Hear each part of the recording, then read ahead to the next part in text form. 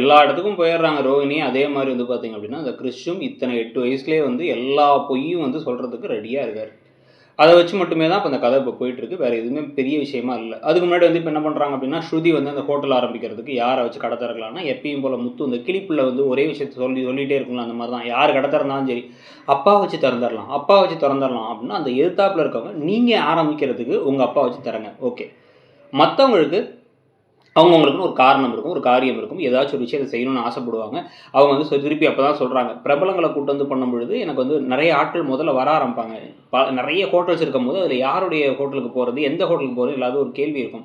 அதுக்கு இப்படி ஒரு ப்ரொமோஷன் கொடுத்தா வந்து எல்லாத்துக்கும் தெரிய வரும்னு சொல்ல உடனே அதே விஷயத்த கரெக்டாக அண்ணாமலையும் சொல்லிடுறாரு. சொல்லிட்டு கரெக்டாக அவர் என்ன சொல்கிறாங்கன்னா, நான் ஆஃபரில் நல்ல ஆஃபரில் கொடுங்க முதல் 2-3 நாளைக்கு, அப்போ அது ஆட்கள் வருவாங்கன்னு சொல்லிட்டு இருக்காங்க. இது நல்ல ரவி மட்டும் இதில் கலந்துக்கவே இல்லையேன்னு வந்து கேட்க உடனே வந்து ரவி வந்து அது வரும்போது வருவான் அப்படின்னா இவர் ரவியும் அதே தான் சொல்கிறார். இப்போதைக்கு எனக்கு இன்னொரு கான்ட்ராக்ட் இருக்குது, நான் எனக்கு தோணும் போது நான் படுத்துக்கிறேன் அப்படின்னு சொல்லி சரி பண்ணிடுறாங்க. இது நடுவில் வந்து சோஷியல் மீடியா ப்ரொமோஷன்ஸ்லாம் பண்ணலாம், இவங்க காருக்கு பின்னாடி ஒட்டலாம் அப்படின்னு ஒன்று ஒன்றா பேசிகிட்டு இருக்கும்பொழுது இப்போ விஜயாவை டான்ஸ் ஆட சொன்னால் விஜயா எனக்கு பாதி காசாச்சும் கொடுத்துருங்கிறாங்க. உடனே வந்து பெர்ஃபார்ம் பண்ணுறதுக்கு இப்படி செலிபிரிட்டிக்கு வந்து நீங்கள் காசு கொடுப்பீங்களா, எனக்கு கொடுங்க அப்படின்னு கேட்க உடனே வந்து மருமகிட்டே வந்து காசு கேட்குறாங்கன்னு சொல்லுவாங்கன்னு மீனா சொன்னாங்க. அது எதுக்குன்னா ஸ்ருதி கேட்டதுக்காக. அதுக்கு உடனே வந்து ஓ மனசு வந்து சொல்கிறியா அப்படின்னு அதுக்கு வேற கோவப்பட்டு இருக்காங்க. இதெல்லாம் நடந்து முடிஞ்சதுக்கப்புறம் தான் வந்து பார்த்தீங்கன்னா இப்போ உங்களோட ஒரு விஷயத்தை சொல்லுங்க அப்படின்னு மீனா வந்து இப்போ முத்துக்கிட்டக்க கவுன்சிலிங் கூட்டு போனால் வந்து கிறிஷுடைய பிரச்சனை சரியாகும், அதனால் நம்ம கவுன்சிலிங் கூட்டு போயிடலாம் அப்படிங்கிறாங்க. இதை வந்து ரோஹிணி ஒட்டு கேட்டுறாங்க. ரோஹிணியுடைய மனசெல்லாம் கிறிஷை இவங்கள்ட்ட பிரித்து திருப்பி கொண்டு போய் ஏதாவது கண்காணாத தூரத்தில் தள்ளி விட்டால் போதும். நம்மளால் வந்து இந்த பையனை இப்போ கை கழுவிட முடியல, அந்த இது மட்டும் தான் பண்ண முடியல, மற்றபடி ஏதாவது ஒன்று பண்ணிட்டா பரவாயில்லைன்னு அவங்க யோசிக்கிறாங்க. யோசிச்சு கடுப்போடு இருக்கும்பொழுதே காலையில் பார்த்தா 2 போலீஸ் ஆஃபீஸர்ஸ் வந்துடுறாங்க. அந்த கிறிஸ்து வந்து அடித்த பையனுக்கால அந்த தலையெல்லாம் பூதொட்டிலாம் தூக்கி போட பார்த்தாங்களே, அந்த பையன் வந்து ஏதோ பெரிய பிரச்சனையாகி போச்சு. அதனால் வந்து அந்த பையன் வந்து பேனிக் அட்டாக்லாம் ஆனதுனால அவங்க அப்பா வந்து போலீஸில் கம்ப்ளைண்ட் பண்ணிட்டாரு, சிறுவர் சீர்திருத்த பள்ளியில் இப்போ சேர்க்கணும்னு வந்து அரெஸ்ட் பண்ணுறது வந்திருக்க மாதிரி வந்திருக்காங்க. ஸோ இது ஒரு பிரச்சனையாக போயிட்டுருக்கு. அந்த மேனேஜர் வேணான்னு சொல்லிட்டு இருக்கும்பொழுது இங்கே கவுன்சிலிங்கு ஹாஸ்பிட்டலுக்கு வந்துடுறாங்க.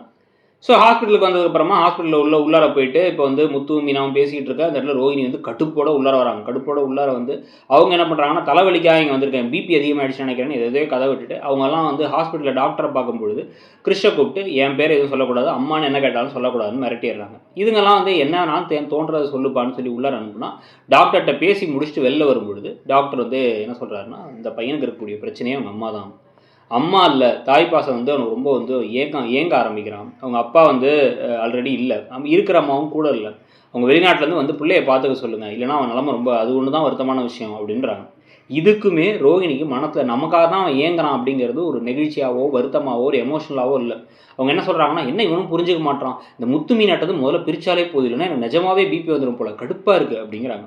இதுங்களோடலே வந்து ஸ்கூல்லேருந்து கால் பண்ணி என்ன சொல்லிடுறாங்கன்னா, வந்து அரெஸ்ட் பண்ணுறதுக்காக வந்திருக்கோம், சிறுவர் சீர்திருத்த பள்ளிக்கு போட போகிறோன்னு அந்த மகேஸ்வரி கால் பண்ணி சொல்கிறாங்க. இதுக்கு ரோஹிணி திருத்துறதுன்னு ரோஹிணி முகத்தில் பதட்டமோ பயமோ இல்லை, பேசாமல் அவனை சிறுவர் சீர்திருத்த பள்ளியில் சேர்த்தரலாமோ அப்படிங்கிற மாதிரி யோசிக்கிறாங்க.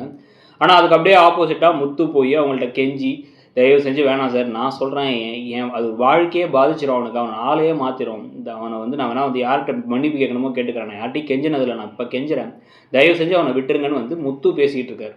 ஆனால் இன்னுமே ரோஹிணி ஒரு அம்மாவாக நேராக உள்ளார வந்து பதறி அடிக்கிறவ பதறதே கிடையாது. அவங்க அம்மா காணாமல் போனாலும் பதறதில்லை, புள்ள காணாமல் போனாலும் பெருசாக பதறதில்லை, போலீஸ்லாம் போவேணாம், அவனா வந்துடுவான் அப்படிங்கிற மாதிரி இருக்கிறது. இந்த மாதிரி வந்து ஒரு மோசமான ஒரு தாயாகவும் அதுக்கேற்ற மாதிரி அந்த பையனுமே பொய்யா சொல்லிட்டு இருக்கான் இன்னுமே. அந்த மாதிரியே கிருஷியும் காமிக்கிறத பற்றி உங்களுடைய கருத்து என்ன, நீங்கள் இந்த கதையை பற்றி என்ன நினைக்கிறீங்கிறத சொல்லிட்டு அப்படியே மறக்காமல் இடம்பொருள் சேனலையும் சப்ஸ்கிரைப் பண்ணிவிடுங்க.